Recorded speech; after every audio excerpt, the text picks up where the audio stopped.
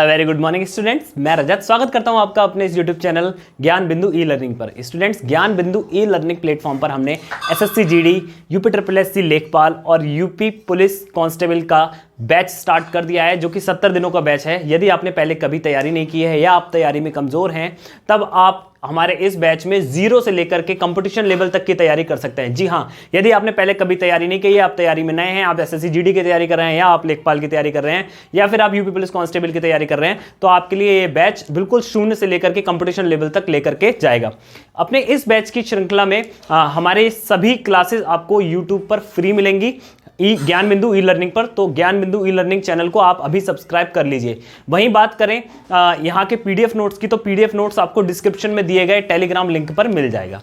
Students, आज के जो टॉपिक की बात करें तो आज का टॉपिक है इतिहास। इतिहास आज का टॉपिक है। इससे पहले इतिहास के 2 लेक्चर्स मैंने करा दिए हैं, एक बेसिक इतिहास के बारे में, दूसरा वैदिक सभ्यता। इन दोनों को मैंने बहुत कहानी की तरह समझाया है, बिल्कुल भी मैंने आपको रटाने की कोशिश नहीं की है, और आज भी हम इसी तरीके से बात करेंगे।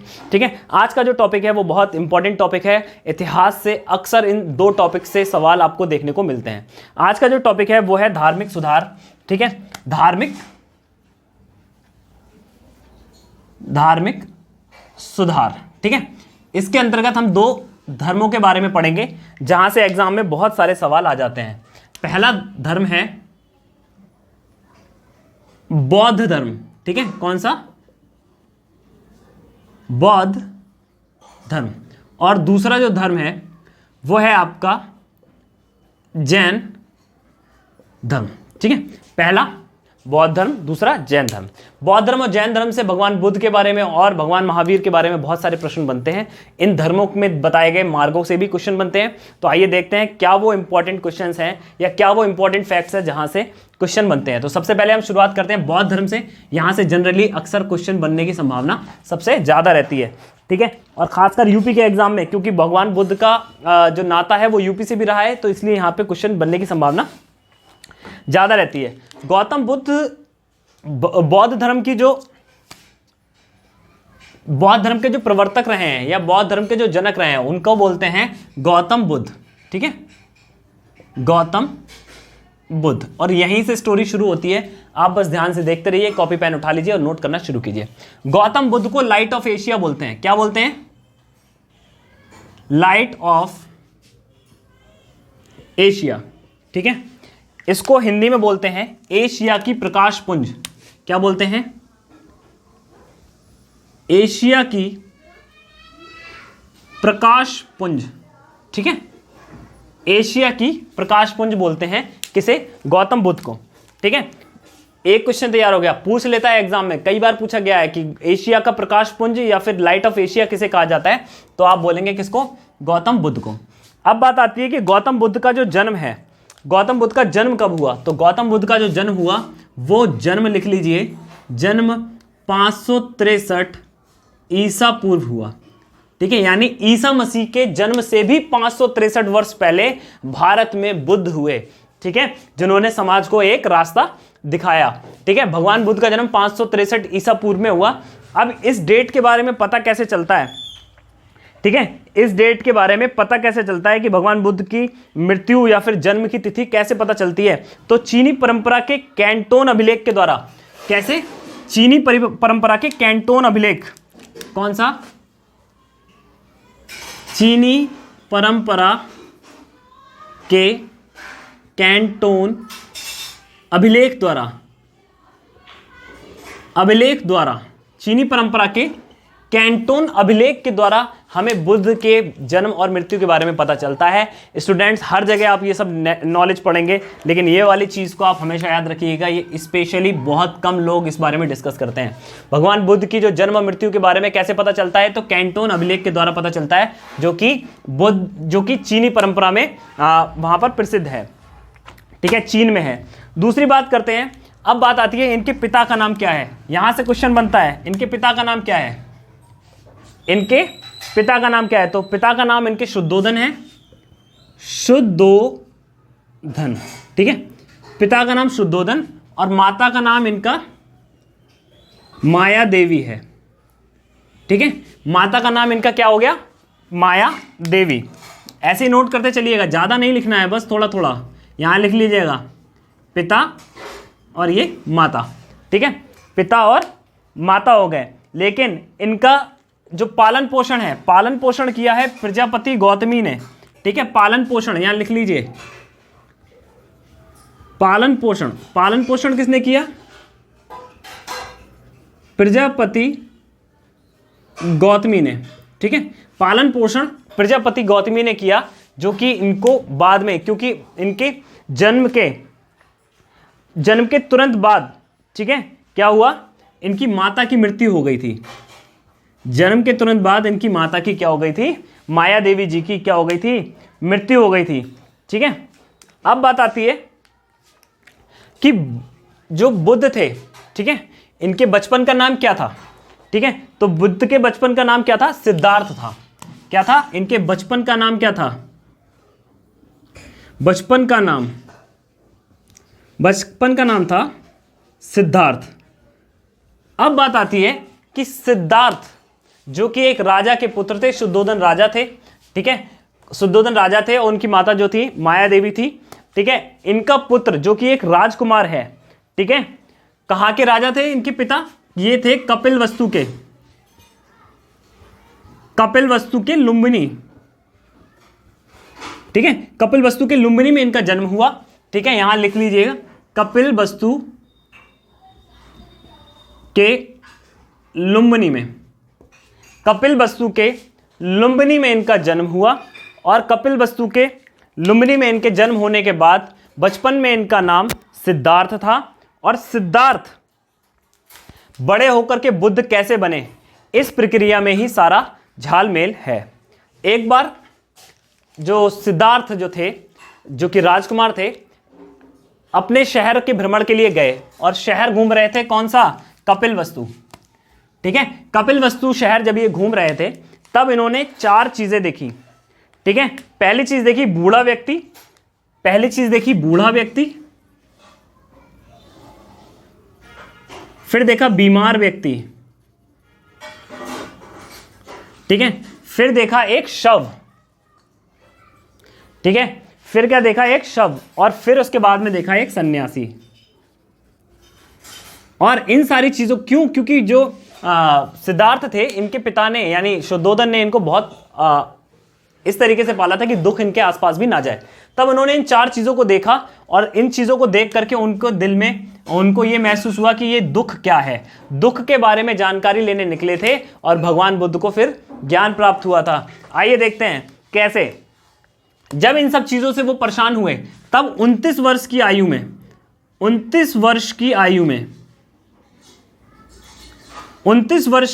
में क्या किया? गृह त्याग किया। अब जब गृह त्याग किया तो गृह में क्या क्या छोड़ा, क्या क्या चीजें थी उनके पास? तो उनके पास क्या थी? एक पत्नी, क्या नाम था? यशोधरा, ठीक है। उनकी पत्नी का नाम क्या था? यशोधरा था, ठीक है। इनकी पत्नी का नाम क्या था? यशोधरा था, जिनको उन्होंने गृह त्याग करके वो लोग 29 वर्ष की आयु में वो निकल गए, ठीक है। और कहाँ गए? 29 वर्ष की आयु में जब बुद्ध घर से निकले तो फिर वो, मैं पूरी कहानी की तरफ बता रहा हूं लेकिन एक एक चीज आप नोट करते रहिएगा। इनकी पत्नी का नाम क्या है? तो यहां पर मैंने आपको बता दिया क्या है, पत्नी है। ये पत्नी कौन है? यशोधरा, ठीक है, यशोधरा इनकी पत्नी है, ठीक है। अब जब 29 वर्ष की आयु में जिसको इन्होंने 29 वर्ष की आयु में गृह त्याग किया, तो इस गृह त्याग को क्या बोलते हैं? इस गृह त्याग को बोलते हैं महाभिनिष्क्रमण। क्या बोलते हैं? महाभिनिष्क्रमण।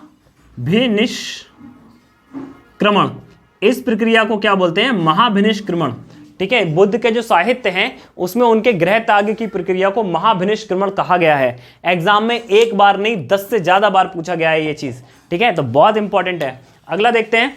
जब वो उन्होंने महाभिनिष्क्रमण कर दिया, गृह त्याग कर दिया, तब वो किसके पास पहुंचे? तब वो सर्वप्रथम पहुंचे किसके पास? सर्वप्रथम वो पहुंचे अलार कलाम के पास। कहां पहुंचे? अलार कलाम, जो कि कौन थे? इनके प्रथम गुरु थे। कौन थे? प्रथम गुरु थे कौन? अलार कलाम। और अलार कलाम से इन्होंने क्या किया? अलार कलाम से इन्होंने कौन सी शिक्षा ग्रहण की? तो इन्होंने सांख्य दर्शन की जो है शिक्षा इन्होंने प्राप्त की। ठीक है, अलार कलाम के पास पहुंचे और अलार कलाम से इन्होंने सांख्य दर्शन की शिक्षा जो है ग्रहण की। इसके बाद में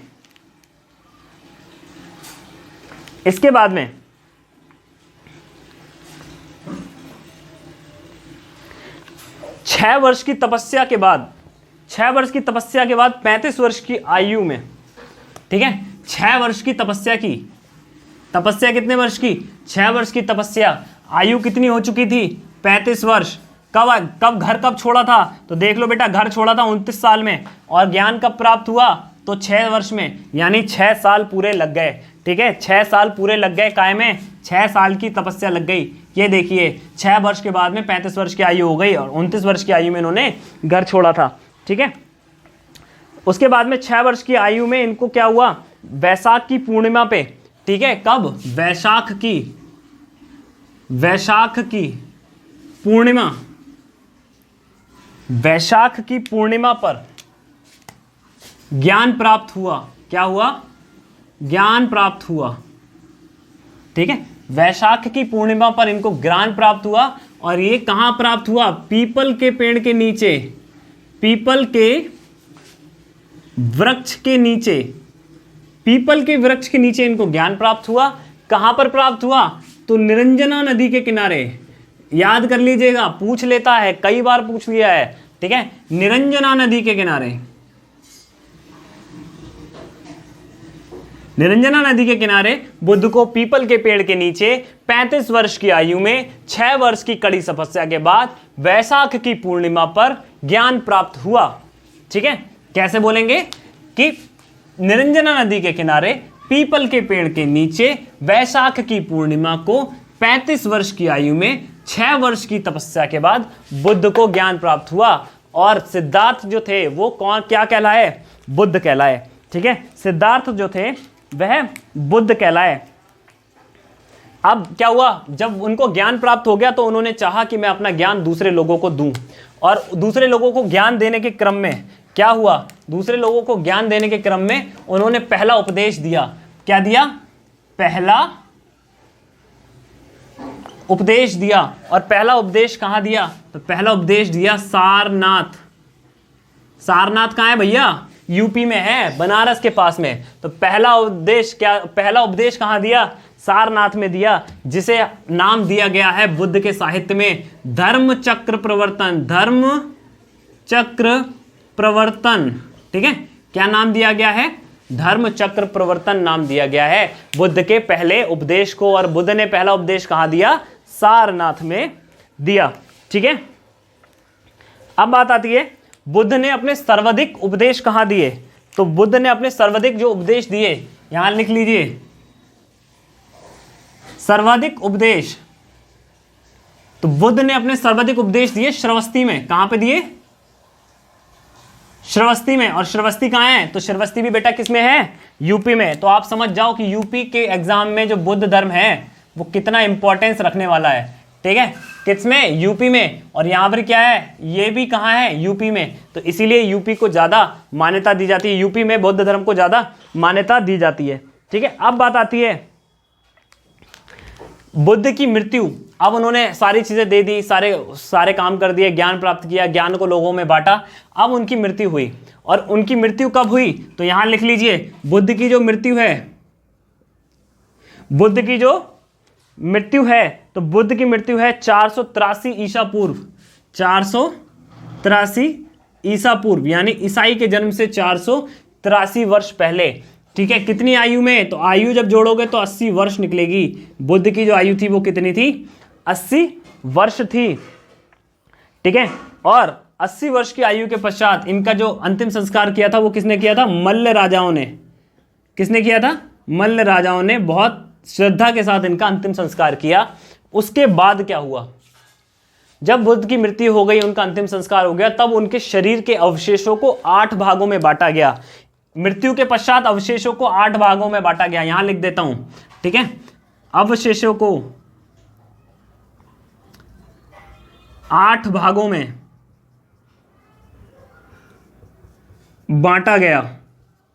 ठीक है, अवशेषों को 8 भागों में बांटा गया और 8 अलग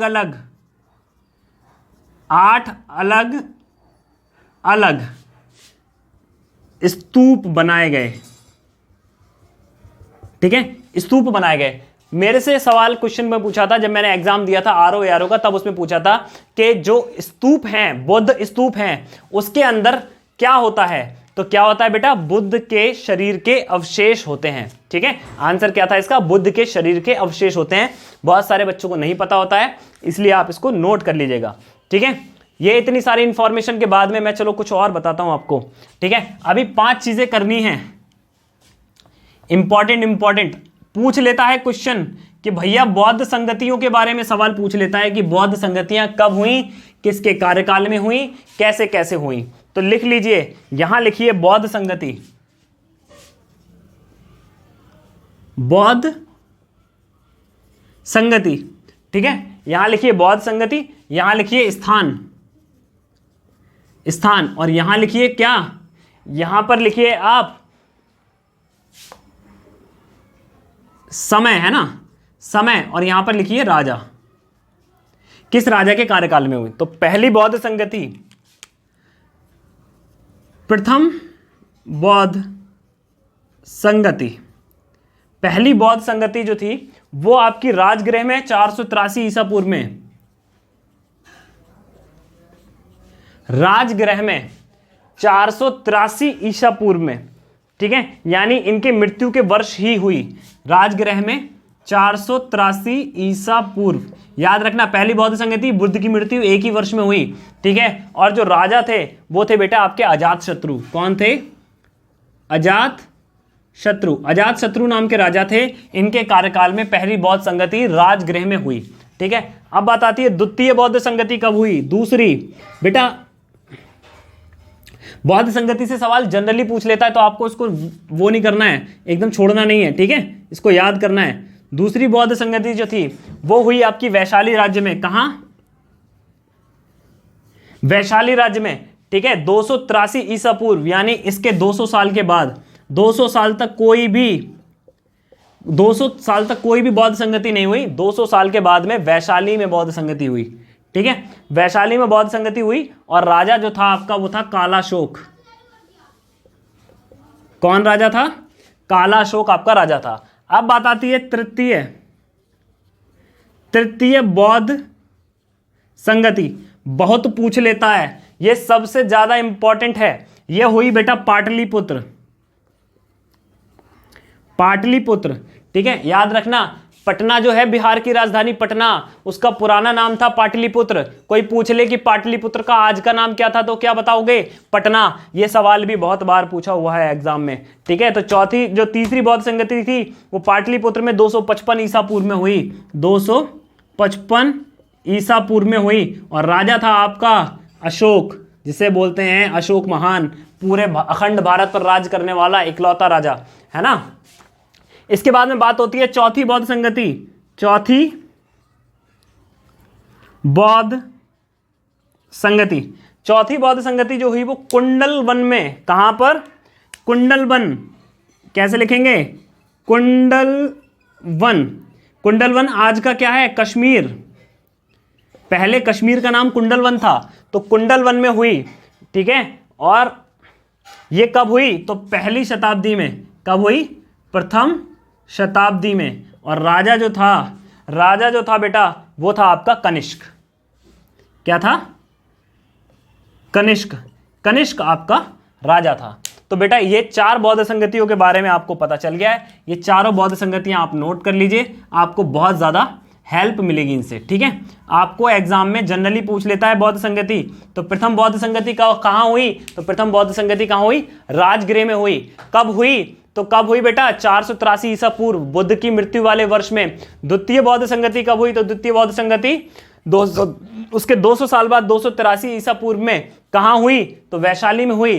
तृतीय बौद्ध संगति कब हुई? तो तृतीय बौद्ध संगति पाटलिपुत्र में हुई। राजा कौन था भैया? अशोक था, 255 में, सबसे मजबूत राजा। इसके बाद में चौथी बौद्ध संगति कुंडलवन, कश्मीर में। कश्मीर का पुराना नाम कुंडलवन था, और राजा कौन था भैया? आपका कनिष्क था। ठीक है, राजा कौन था? कनिष्क था। और कब हुई? तो कब हुई? प्रथम शताब्दी में। अब बात आती है कि जब चौथी बौद्ध संगति हुई कश्मीर में, ठीक है, तब बौद्ध धर्म 2 भागों में बट गया। ठीक है। चौथी बौद्ध संगति के बाद बुद्ध धर्म दो भागों में बटा। यहां लिखिए, चौथी बौद्ध संगति, नोट करते रहिएगा मेरे साथ। चौथी बौद्ध संगति के बाद चौथी बौद्ध संगति के बाद बुद्ध धर्म दो भागों में बट गया।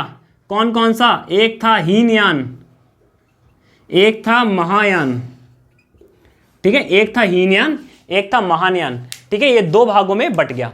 ठीक है, हीनयान वाले जो थे, जो पौराणिक बौद्ध के मानने वाले थे, जो बुद्ध की शिक्षाओं को उसी भाव और उसी फॉर्म में लेते थे जिस फॉर्म में बुद्ध ने बताया था, तो वो तो थे बेटा हीनयान वाले। और बुद्ध की शिक्षाओं को मॉडिफाई करके लेने वाले, मॉडिफाई करके पढ़ने वाले या मॉडिफाई करके अप्लाई करने वाले कौन थे? महायान वाले लोग थे। ठीक है, एक चीज और, बुद्ध का जो साहित्य है उसको पिटक साहित्य बोलते हैं। ठीक है, बुद्ध के साहित्य को क्या बोलते हैं? पिटक साहित्य बोलते हैं। ठीक है, और इसमें क्या होते हैं? 3 पिटक हैं। कौन से बेटा? 3 पिटक बुद्ध साहित्य में, जिसे त्रिपिटक भी बोलते हैं। तो एक तो है विनय पिटक। क्या है?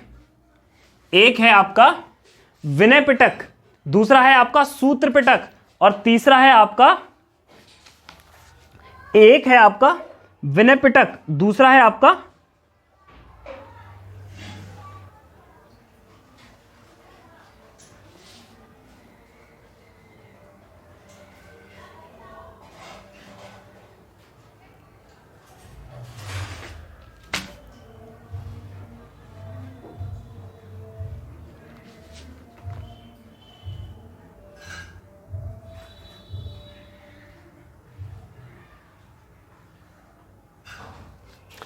एक है आपका विनय पिटक, दूसरा है आपका सूत्र पिटक।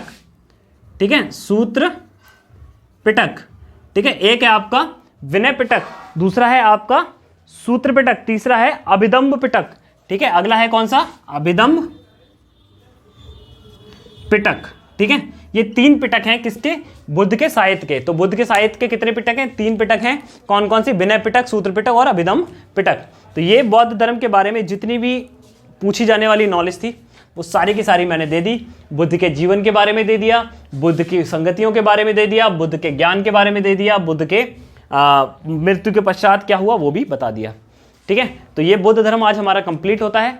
इसी लेक्चर के साथ में इस लेक्चर के साथ में हम लोग जो है अभी अपना लेक्चर को विराम देते हैं। ठीक है, लेक्चर लंबा हो जा रहा है। आप बुद्ध धर्म को सही से पढ़ लीजिए, यहाँ से 1 से 2 नंबर का आने की संभावना रहती है। ठीक है, मिलते हैं नेक्स्ट लेक्चर में। तब तक के लिए आपने अगर आपको वीडियो अच्छा लग रहा है तो प्लीज़ चैनल को सब्सक्राइब कीजिए, वीडियो को शेयर कीजिए अपने दोस्तों को, जिनकी भी तैयारी में कमजोर महसूस हो रहा है, उनको तैयारी नहीं हो पा रही है, तो आप उनको वीडियो शेयर कीजिए। ठीक है, मिलते हैं नेक्स्ट लेक्चर में। धन्यवाद।